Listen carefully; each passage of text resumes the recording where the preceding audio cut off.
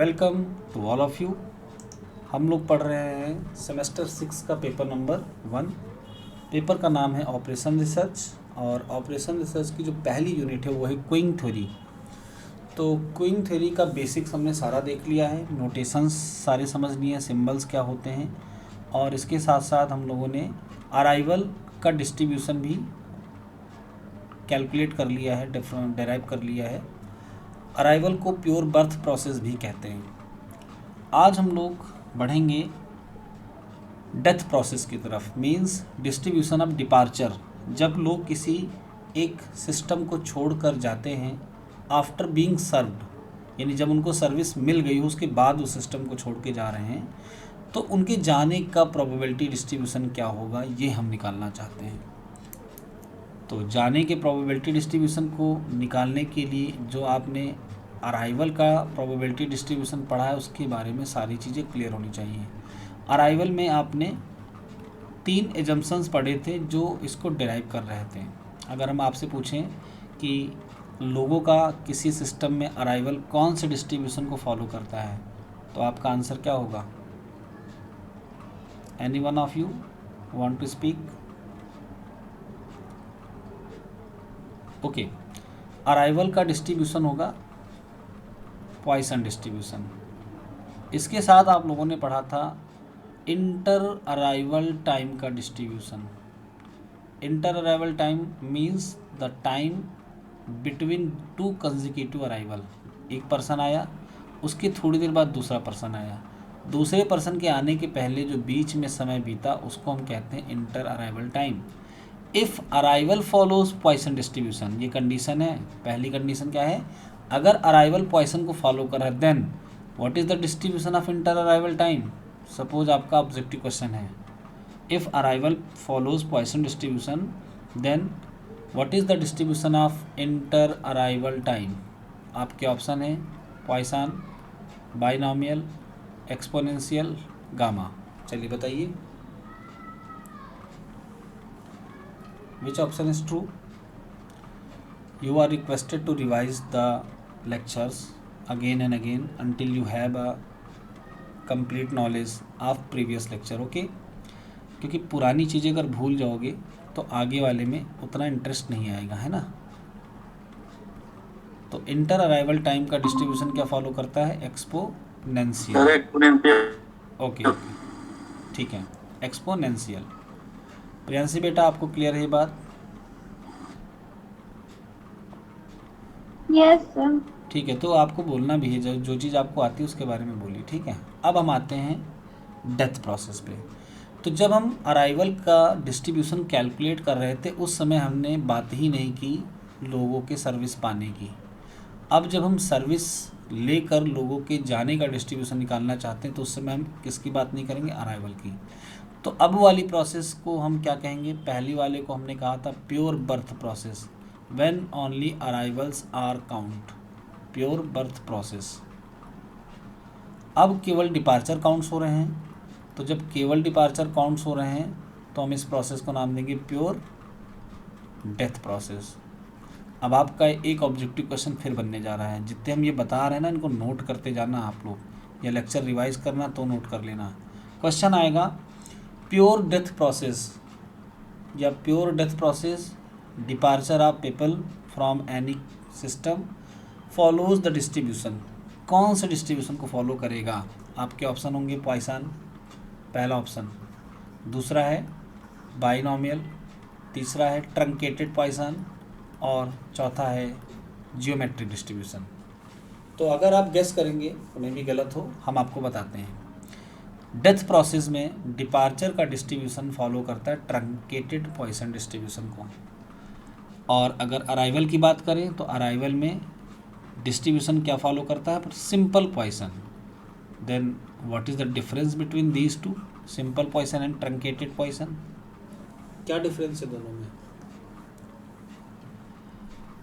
जब ट्रंकेटेड वाले में कुछ मतलब पॉइंट्स और ट्रंकेट हो रहा होगा, जैसे मतलब यहाँ पर आपके ऑप्शन और भी बढ़ सकते हैं। मान लो हम फिर से नया ऑप्शन जनरेट कर रहे हैं, हमने लिखा truncated Poisson at x equal to 1, हमने लिखा truncated Poisson at x equal to 0, truncated Poisson at x equal to 0,1, और तीसरे में लिख देते हैं नन ऑफ द अबव। तो अब कौन सा ऑप्शन सही होगा? तो आपको टिक करना है किस पे? जो ट्रंकेटेड पॉइसन 0 पे है, यानी डिपार्चर का डिस्ट्रीब्यूशन ट्रंकेटेड पॉइसन को फॉलो करता है 0 पे। अब हम समझाते हैं ट्रंकेटेड पॉइसन होता क्या है।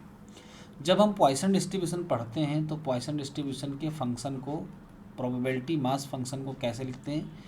e to the power minus lambda, lambda to the power x divided by factorial x, where lambda is suppose to be parameter of Poisson distribution, and here the value of random variable started from 0 and going to infinity।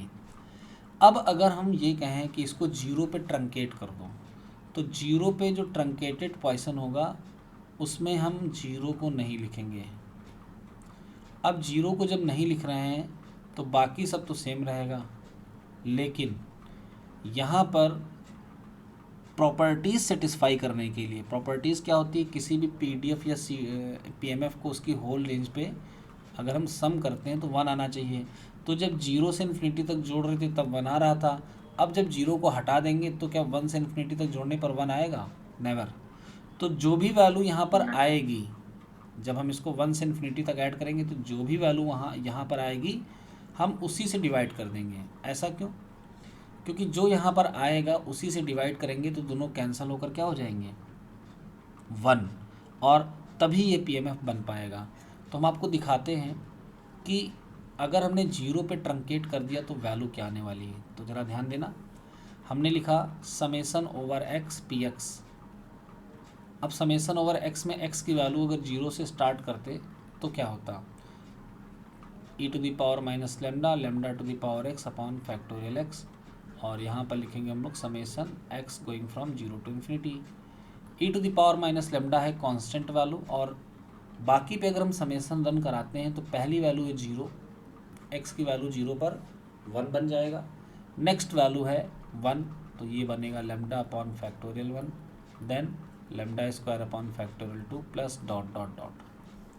अब अगर हम इस series को देखें तो ये exponential की series है जिसका फार्मूला है e to the power lambda. अब जब इनको ऐड कर लेंगे पावर्स को तो e टू द पावर 0 और वैल्यू आ गई 1।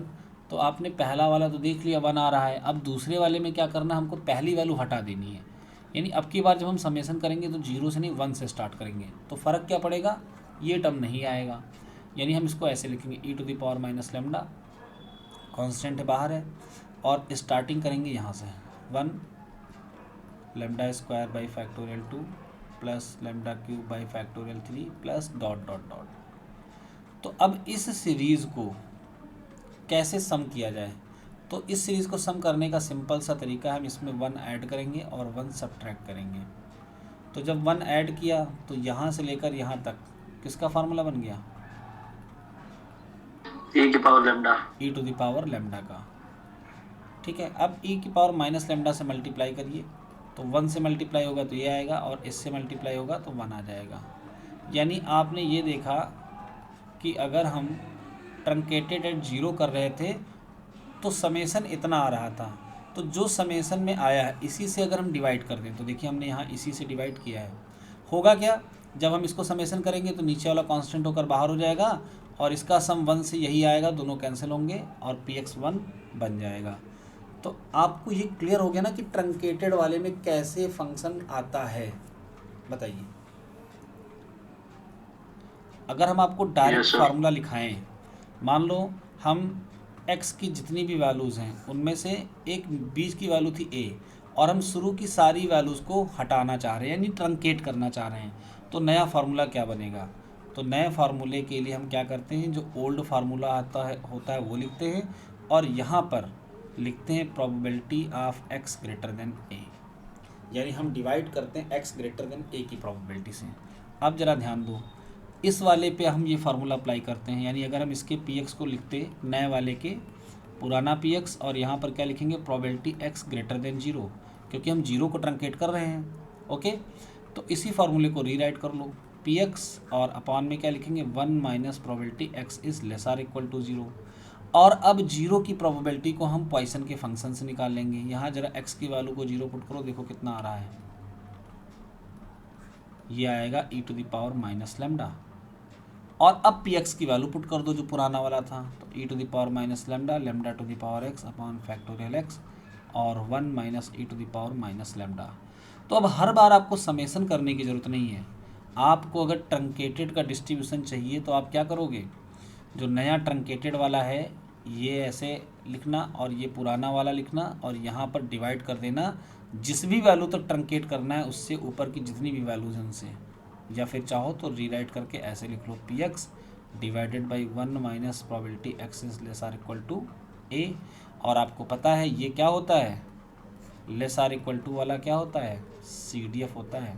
तो ये भी आप फार्मूला ट्रंकेटेड के लिए अप्लाई कर सकते हो। ओके, हमने आपको ट्रंकेटेड के बारे में इतनी डिटेल इसलिए बताया क्योंकि आप हैं बीएससी थर्ड ईयर में, तो मैं नहीं चाहता हूँ कि कोई भी ऐसी बात मिसिंग रहे जो बाद में आप सोचें कि ये कैसे हुआ था। तो आई थिंक आप सभी को ये क्लियर हो गया कि ट्रंकेटेड डिस्ट्रीब्यूशन क्या होता है। अब हम बढ़ते हैं प्रूफ की तरफ, यानी कि डिस्ट्रीब्यूशन ऑफ डिपार्चर्स या फिर प्योर डेथ प्रोसेस। तो जैसे कि हमने अराइवल डिस्ट्रीब्यूशन ऑफ अराइवल जब पढ़ा था तो एजम्पशन सपोज किए थे, तो हम दो एजम्पशंस यहाँ पर लेंगे। एक लेंगे अराइवल के लिए जो आप पहले पढ़ चुके हैं, रिवीजन हो जाएगा, और दूसरा लेंगे डिपार्चर के लिए जो इसी से मिलता जुलता होगा। सबसे पहला एजम्पशन क्या था अराइवल का? सबसे पहला एजम्पशन अराइवल का था कि लोगों का आना नॉन ओवरलैपिंग टाइम इंटरवल में इंडिपेंडेंट होना चाहिए। Okay, the number of arrivals in non overlapping intervals are independent, that is process has independent increment, यानी प्रोसेस में जो इंक्रीमेंट हो वो पिछले पे डिपेंड ना करे। क्या आपको याद आया? नॉन ओवरलैपिंग टाइम का मतलब जो दो टाइम इंटरवल हम बनाएंगे उनमें कॉमन टाइम नहीं होना चाहिए, अलग अलग टाइम होना चाहिए। सेकेंड एजम्पशन क्या था?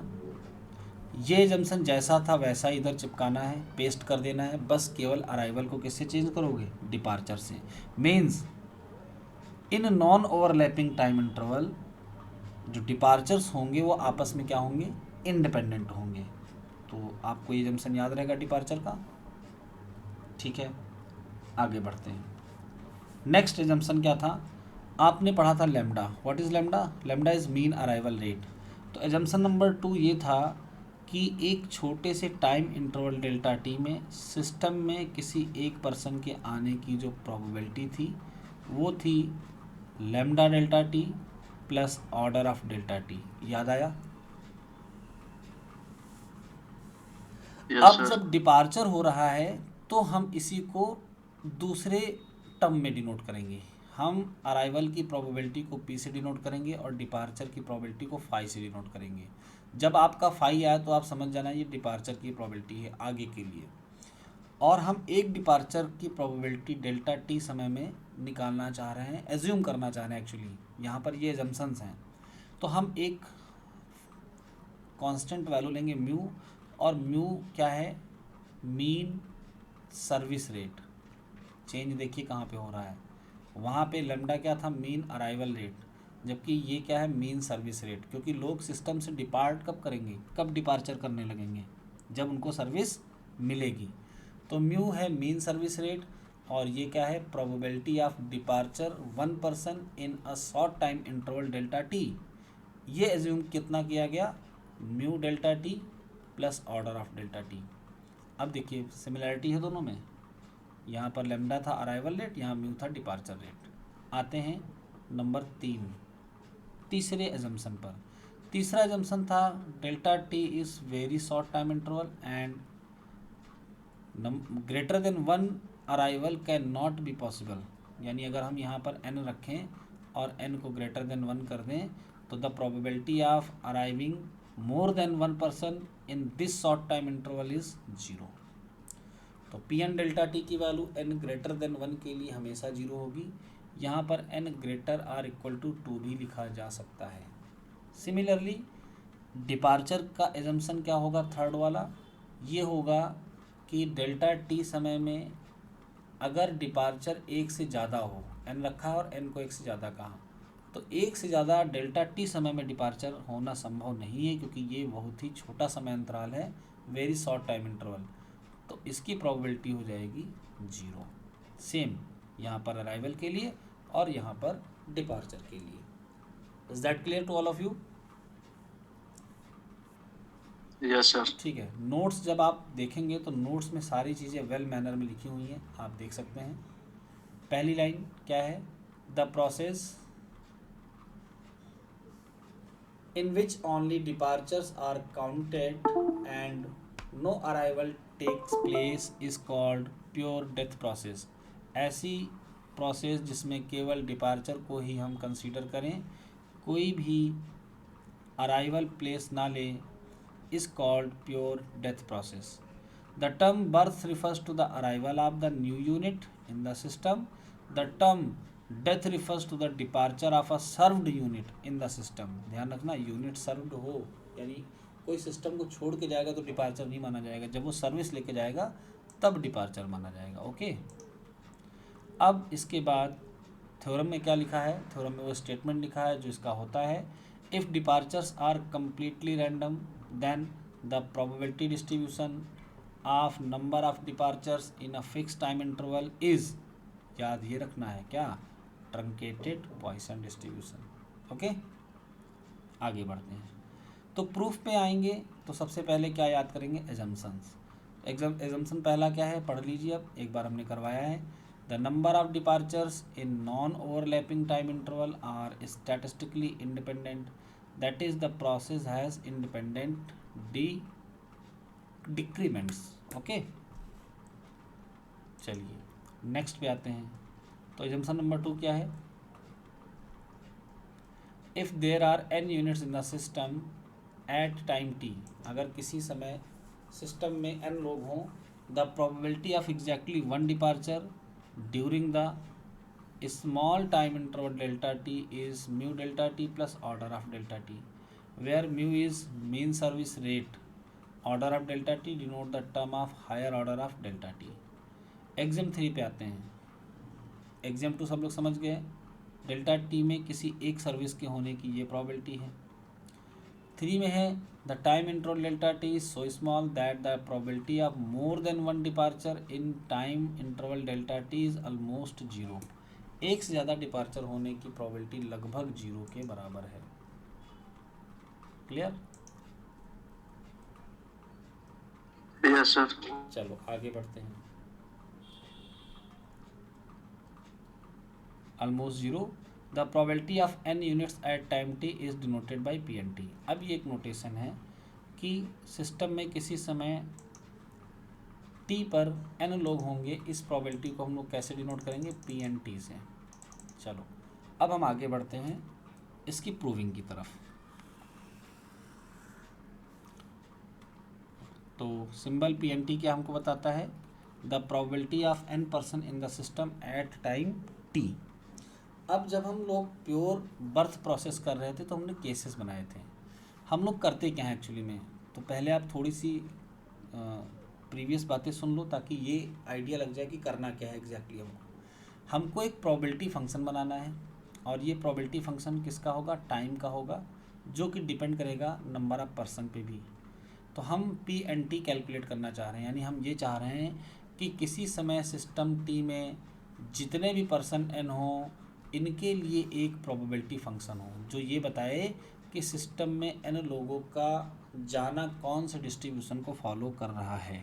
ओके, तो जाने के लिए हम क्या करेंगे?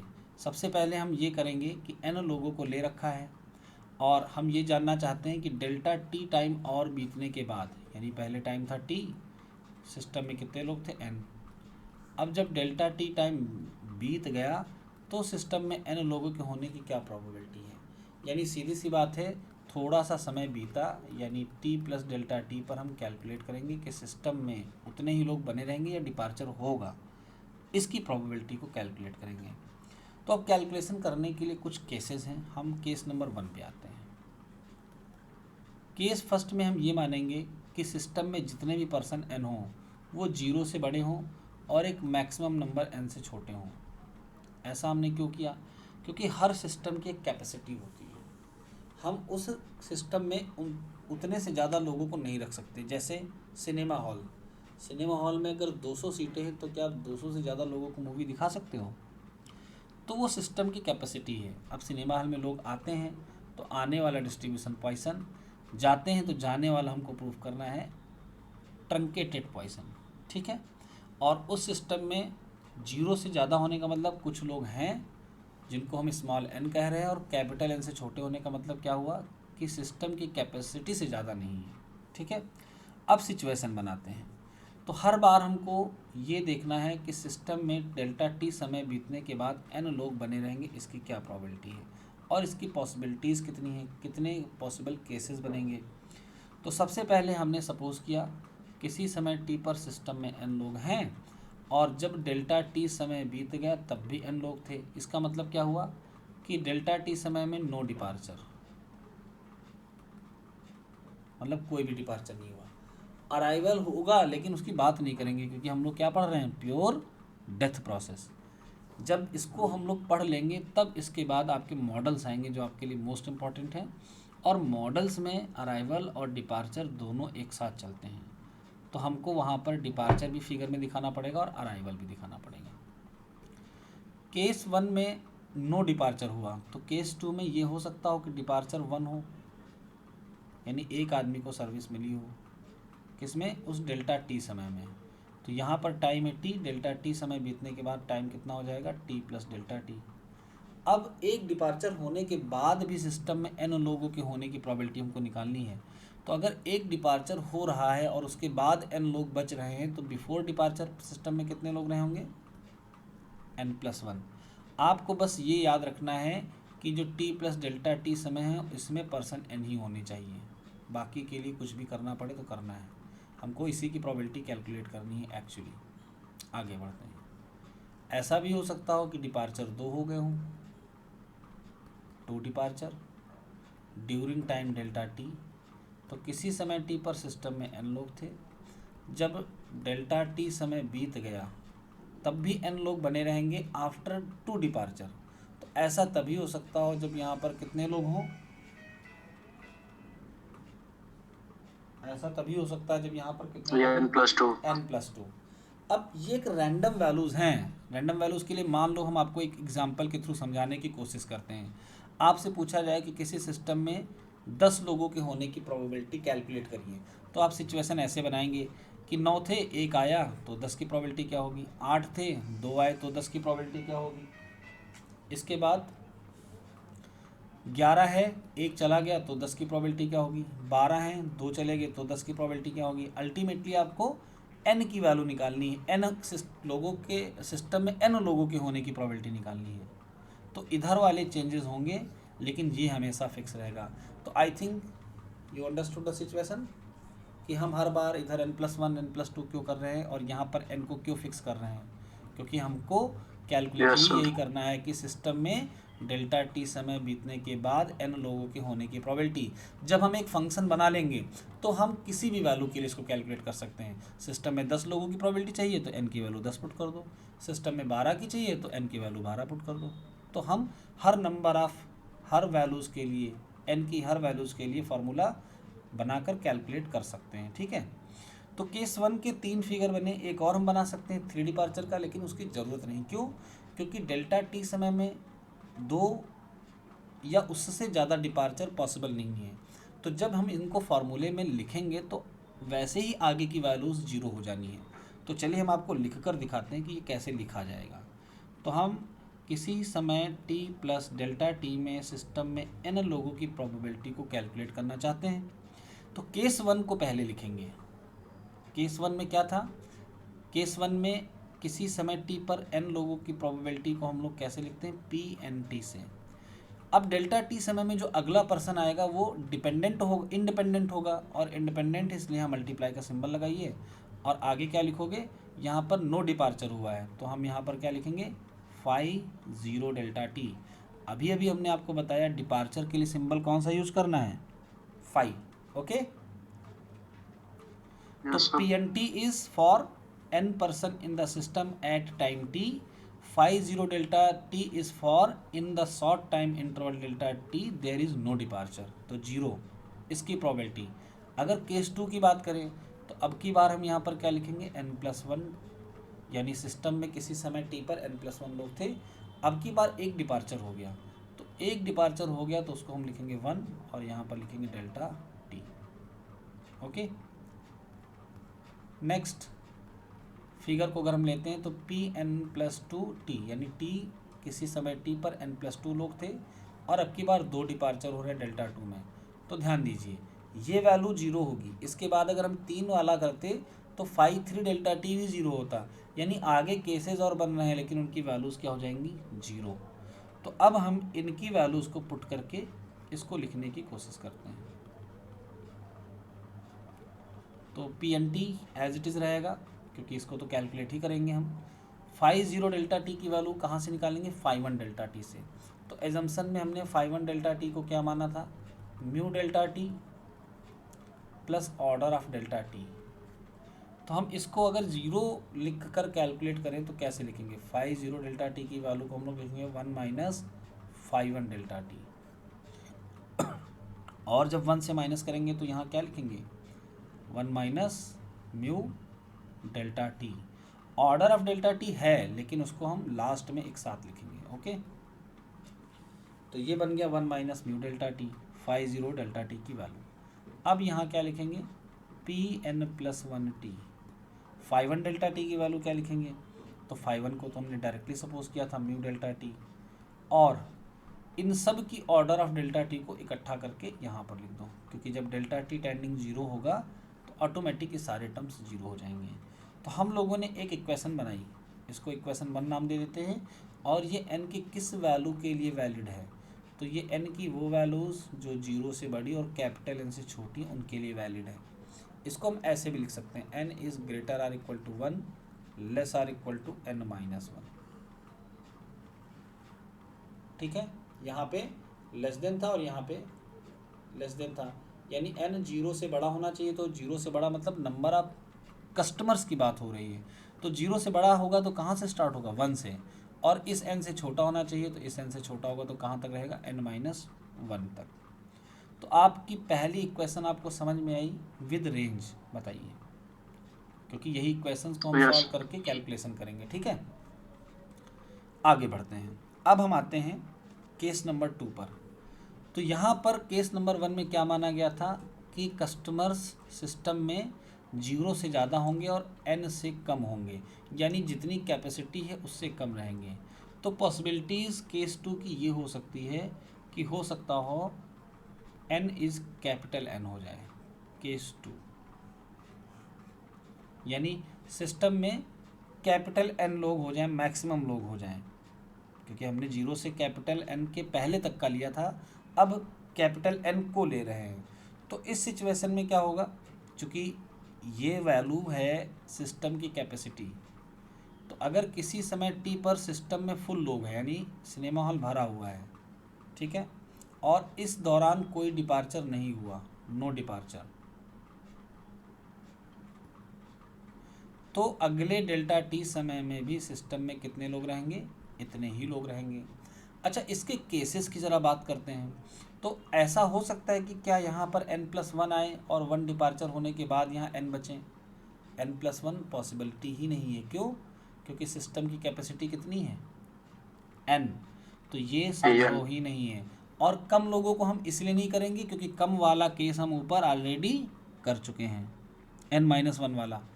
ठीक है, जब हम हमारा स्मॉल n कैपिटल N से छोटा था वो सारे केसेस तो हमने ऊपर कर ही लिए हैं, ये था इक्वल टू के लिए, और माइनस तो वैसे भी नहीं करना है क्योंकि हमको डिपार्चर करने के बाद n रखना है। तो यहाँ पर एक ही केस बनेगा, सिस्टम में n लोग थे और डेल्टा टी के बाद भी कोई डिपार्चर नहीं हुआ, इसलिए n लोग बचे, सिर्फ एक केस। अब इसकी प्रोबेबिलिटी को कैसे लिखोगे, तो हम इसको ऐसे लिखेंगे, P capital N t plus delta t, क्योंकि यहाँ पर small n is equal to capital N हो गया है। और अब इस साइड क्या लिखोगे, सिस्टम में किसी समय t पर कितने लोग थे, n लोग थे, कैपिटल N, तो Pnt इनटू अगले डेल्टा टी में एक भी डिपार्चर नहीं हुआ तो लिखेंगे 50 डेल्टा टी। अब 50 डेल्टा टी की वैल्यू अभी अभी आप पढ़ चुके हैं, क्या आपने पढ़ा, 1 - mu delta T. Plus order of delta T को अलग लिख लो, है ना, प्लस माइनस किसी में भी लिख लो क्योंकि ये अल्टीमेटली जीरो ही होना है। ये बन गई इक्वेशन नंबर 2। तो एक इक्वेशन नंबर 1 बनी थी, जीरो के बाद से स्टार्ट हुई थी और n-1 तक गई थी, और एक इक्वेशन नंबर 2 बनी जो केवल और केवल n लोगों के लिए है। अब आते हैं केस 3 पे। केस 3 कैसा केस है? तो केस 3 में हम कैपिटल N से ज़्यादा तो जा नहीं सकते हैं। अभी वैल्यूज़ कौन कौन सी कवर हुई? ग्रेटर देन 0 कवर हुआ, लेस देन n कवर हुआ, n कवर हुआ। एक वैल्यू जो बच रही है वो है कौन सी? 0। तो अब हम अगले केस में कंसीडर करेंगे कि कभी ऐसा भी तो हो सकता हो कि सिस्टम में कस्टमर ही ना हो, तो कस्टमर के ना होने यानी उनके 0 होने की प्रोबेबिलिटी, तो 0 वाले केस को कवर करते हैं। तो इसके केसेस बनाते हैं। इसके केसेस में हम सबसे पहले क्या लिखेंगे? नो डिपार्चर का केस। तो जब नो डिपार्चर का केस लिखेंगे तो हम लिखेंगे किसी समय सिस्टम टी में 0 लोग थे और अगले डेल्टा टी में भी 0 ही लोग थे।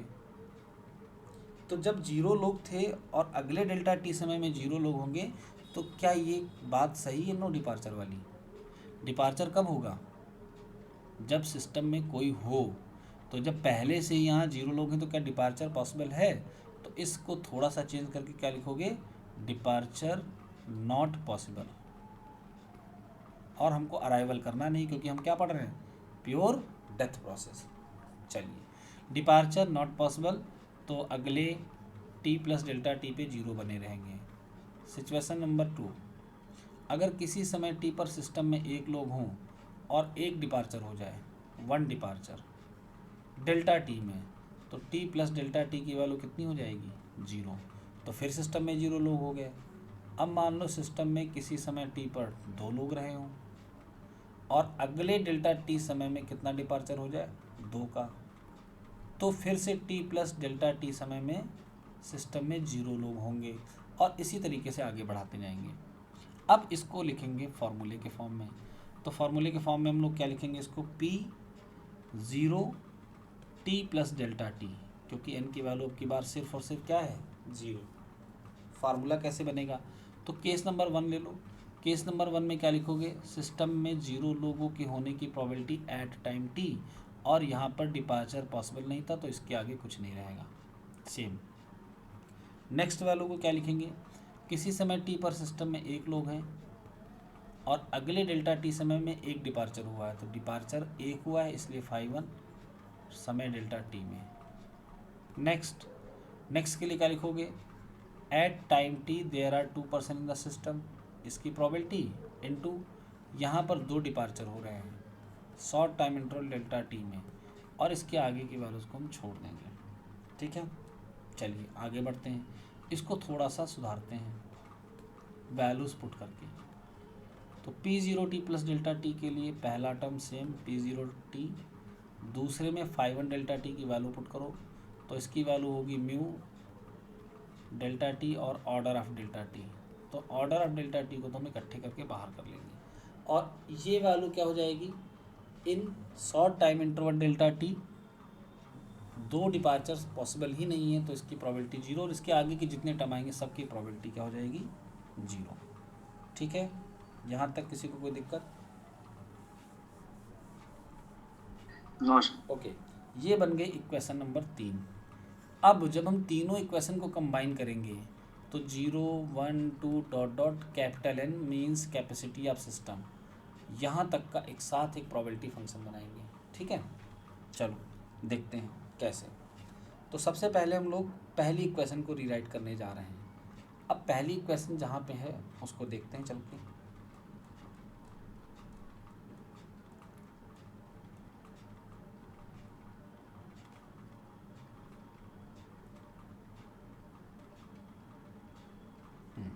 ये थी पहली इक्वेशन। ठीक है, चलो इसको लिखते हैं।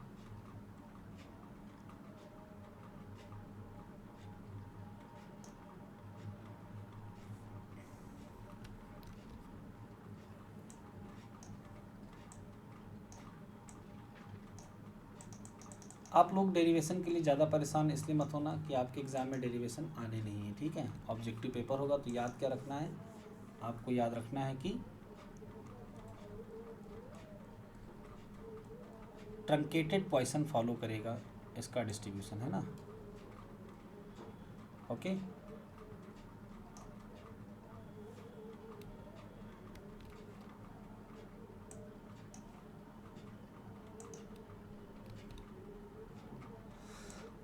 चलिए ठीक है, आगे बढ़ते हैं। तो कैसे यहाँ से इक्वेशन बनेगी ज़रा देखते हैं। पहली इक्वेशन हम लोग बनाने जा रहे हैं। ओके,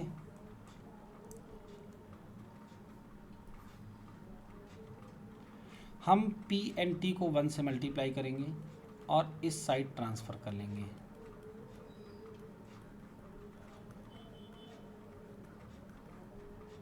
तो इस तरफ बचेगा क्या,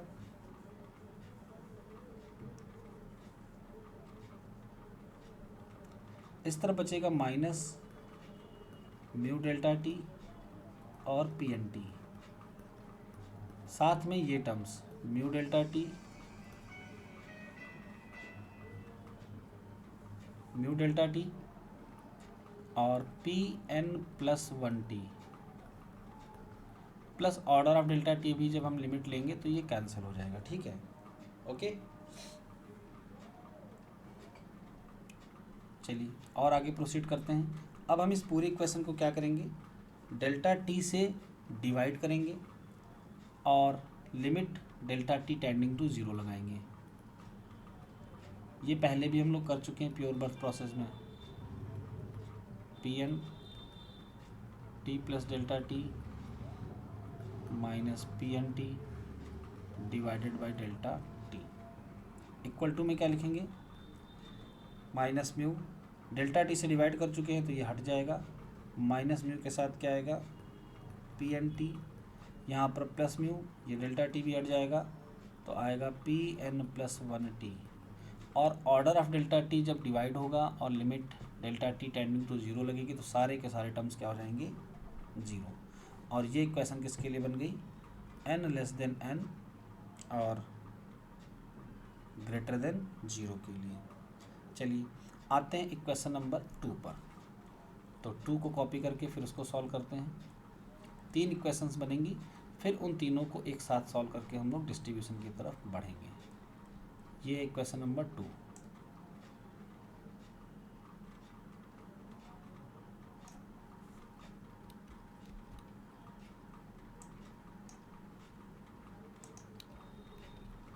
चलिए इसको देखते हैं। तो इसको भी सॉल्व करना इजी है। 50 डेल्टा टी की वैल्यू यहाँ पर हमने नहीं पुट की है, इसको पुट कर देते हैं। ये है इक्वल टू में यहाँ पर पुट है ये। तो बस पी एन टी 1 से मल्टीप्लाई होगा और इस तरफ ट्रांसफ़र हो जाएगा। तो पहले यहाँ पर क्या था, p N t plus delta t, p N t जब 1 से मल्टीप्लाई हुआ और इस तरफ ट्रांसफ़र हुआ तो उधर केवल और केवल क्या बचने वाला है, minus mu delta t and p N T और ऑर्डर ऑफ डेल्टा टी। फिर वही काम करेंगे, limit delta t tending to 0 और इसको डिवाइड करेंगे किससे, डेल्टा टी से। तो आप लोगों ने प्योर बर्थ प्रोसेस में पढ़ रखा है कि ये क्या बनेगा, फर्स्ट प्रिंसिपल ऑफ डिफरेंशिएशन से। यहाँ डेल्टा टी से डिवाइड करेंगे, ये हट जाएगा, केवल और केवल पी एन टी आएगा और ये तो पूरा टर्म ही गायब हो जाएगा जब डेल्टा टी टेंडिंग टू 0 होगा, क्योंकि ये हायर पावर कंटेन कर रहा है। तो एक इक्वेशन और बन गई। इस वाली इक्वेशन को हमने कोई नाम दिया था, चलो इसको नाम देते हैं स्टार और ये होगी डबल स्टार। अब तीसरी आएगी 0 वाली से, तो 0 वाली को हम यही कर लेते हैं क्योंकि 0 की कैलकुलेशन यहाँ तक हो चुकी है। इसमें क्या होगा, P0T को हम इस साइड शिफ्ट कर लेंगे तो ये हो गया P0T plus delta t minus P0T और इस तरफ क्या बचने वाला है, P1T। म्यू डेल्टा टी का म्यू लिख लेते हैं क्योंकि हम डेल्टा टी से इसको डिवाइड करेंगे और limit delta t tending to 0 भी लगाएंगे। तो ये इक्वेशन बन गई ट्रिपल स्टार। 3 इक्वेशन बनी, एक थी n इक्वल टू 0 के लिए, एक थी greater than 0 less than small n के लिए और कैपिटल N के लिए, और एक थी कैपिटल N वाली। जो सेकेंड वाली इक्वेशन है ये कौन सी है, n equal to capital N की, डबल स्टार वाली। सिंगल स्टार वाली में रेंज लिखी हुई है, ठीक है। तो इन तीनों इक्वेशन को इकट्ठा करके अब हम सॉल्व करते हैं। तो चलो हम जल्दी से तीनों इक्वेशंस को लिख लेते हैं और इनको सॉल्व करते हैं। तो जब limit delta t tending to zero हम लोगों ने लगाया तो ये क्या बनने वाले हैं, ये सारे के सारे क्या बन जाएंगे, आपको मैं फार्मूला याद दिला दूँ। Limit h tending to zero f x plus h minus f x divided by h. बताओ ये क्या बनता है, फर्स्ट प्रिंसिपल ऑफ डिफरेंशिएशन बोलते हैं इसको। ये बनेगा एफ डैश एक्स। इस फार्मूले को अगर हम अप्लाई करें तो हमारी सारे एफ एक्स कहाँ पे हैं, इस जगह पे हैं। ये पी एन डैश टी बनेगा, ये क्या बनेगा, p small n dash t. यही तो एफ एक्स है, यहाँ पर एफ एक्स प्लस एच यानी डेल्टा टी आया है, और डेल्टा टी टेंडिंग ज़ीरो और डेल्टा टी से डिवाइड भी है। तो इसमें तो किसी को कोई दिक्कत नहीं, बताइए। नहीं सर। ठीक है, आगे बढ़ते हैं। तो अब नई क्वेश्चंस हम डायरेक्टली लिखते हैं और फिर उन पे हम इनको सॉल्व करते हैं। तो पहली वाली इक्वेशन लिखेंगे जब small n less than n हो और ग्रेटर देन जीरो हो। तो इस सिचुएशन में जो इक्वेशन बनेगी वो बनेगी पी एन डैश टी। आपको डबल स्टार से इसको देखना है, सॉरी सिंगल स्टार से, यहाँ से। तो ये बन गया आपका पी एन डैश टी, और इस तरफ जो कुछ भी है उसको एज इट इज़ लिखा रहने दो। क्या है, minus mu P N T और plus mu P N plus one T. दूसरी इक्वेशन बनाते हैं जरा। दूसरी क्या बनेगी, डबल स्टार से यहाँ से बनाइए। ये बनेगा p capital n dash t, और ये जैसा है वैसे ही रहेगा, यानी इधर सिर्फ और सिर्फ क्या आएगा, minus mu P N t. ये है एन इक्वल टू एन के लिए। लास्ट वाली कहाँ से बनेगी, जीरो से। तो ज़रा जीरो वाली को देख लेते हैं, यहाँ पे क्या बना था, ज़ीरो वाली इक्वेशन है ट्रिपल स्टार ये। तो इस तरफ क्या बन जाएगा, p zero dash t is equal to mu p one t. इसी को हम कॉपी कर लेते हैं यहाँ से। कोई दिक्कत किसी को, जल्दी बोलिए। No sir. ठीक है, तो तीसरी इक्वेशन किसके लिए आई है, ये इक्वेशन आई है n इक्वल टू ज़ीरो के लिए।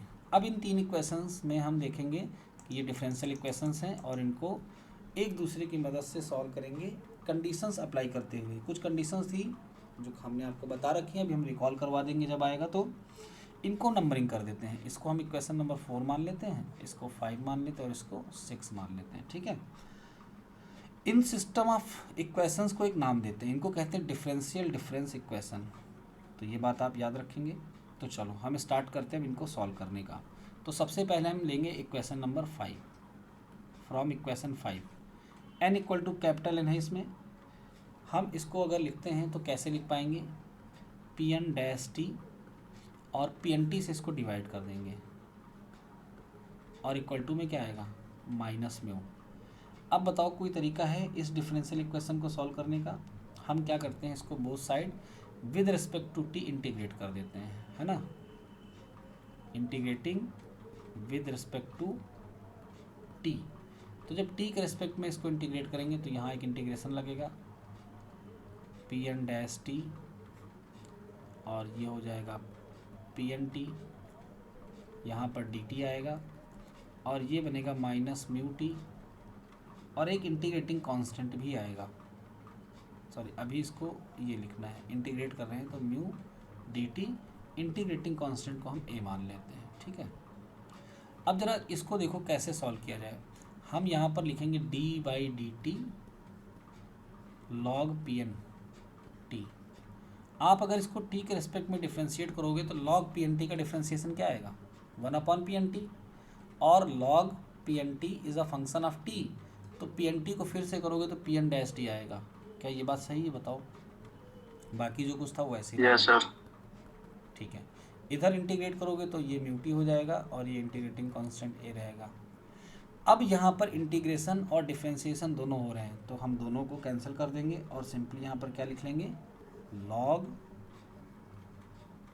पी एन टी, और इस तरफ माइनस म्यू टी प्लस ए।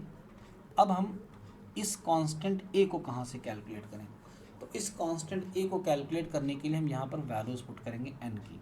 अब n की वैल्यूज़ को पुट करने के लिए हमने आपको एक इक्वेशन कराई थी, वो यहाँ पर थोड़ा सा चेंज होगी अकॉर्डिंग टू सिचुएशन। हमने टाइम को 0 कर दिया। जब टाइम को 0 कर दिया और स्मॉल n की वैल्यू को हम कहाँ तक ले जा रहे हैं, कैपिटल N तक, इसमें 0 इंक्लूडेड नहीं है। तो आप मुझे बता सकते हैं कि जब टाइम ही 0 हो तो क्या सिस्टम में कुछ लोग हो सकते हैं, इनकी कुछ प्रोबेबिलिटी हो सकती है डिपार्चर की? नहीं। अच्छा, एक सिचुएशन यहाँ और लिख लो, n is not equal to n। यहाँ पर p की जगह पे हम फाई कर लेते हैं, क्योंकि हम यहाँ पर क्या कर रहे हैं, डिपार्चर कर रहे हैं। ओके, डिपार्चर जहाँ जाएगा वहाँ पर हम फाई करेंगे। तो 1 मिनट पॉज ले रहे हैं हम। तो इसमें डिपार्चर की बात की जा रही है। जब सिस्टम में लोग होंगे तो डिपार्चर होने की जो प्रोबेबिलिटी है वो 1 होगी। टाइम 0 है, इसका मतलब क्या हुआ कि सिस्टम ओपन नहीं हुआ, लोगों की लाइन लग चुकी है। और अगर सिस्टम में लोग हैं तो उनके जाने की प्रोबेबिलिटी क्या होगी, 1 होगी। यहाँ पर 0 को कंसीडर ना करके बाकी सब कंसीडर किया गया है।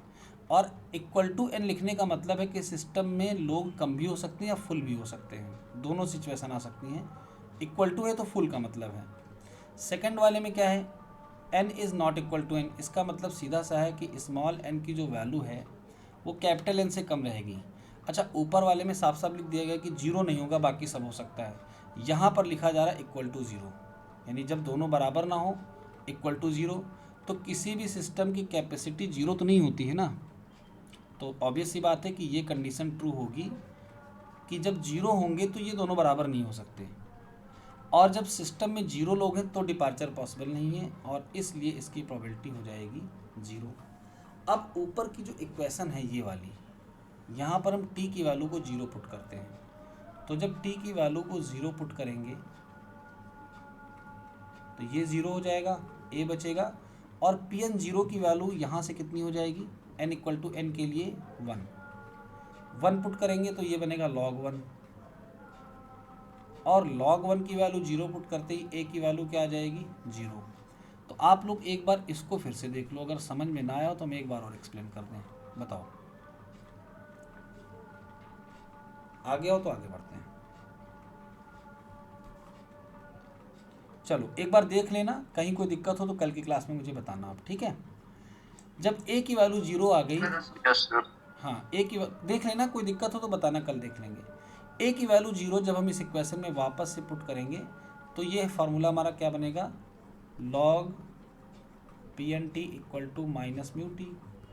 अब Pn t की वैल्यू कैसे निकलेगी, हम बोथ साइड e की पावर कर लें, तो Pn t की वैल्यू आ गई e to the power minus mu t, log हट जाएगा। ये वैल्यू सबको क्लियर, हाँ या ना, जल्दी बोलो। यस। चलो ठीक है, तो यहाँ से हम Pn t को फिर से रिराइट कर सकते हैं, कैसे, e to the power minus mu T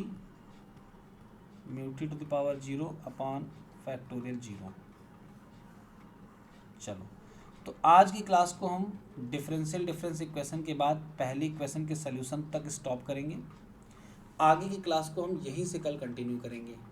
तो जो बच्चे आज की क्लास को देख लेंगे वही कल की क्लास को ज्वाइन करेंगे तो अच्छा रहेगा। आज की क्लास यहीं तक, थैंक यू, जय हिंद।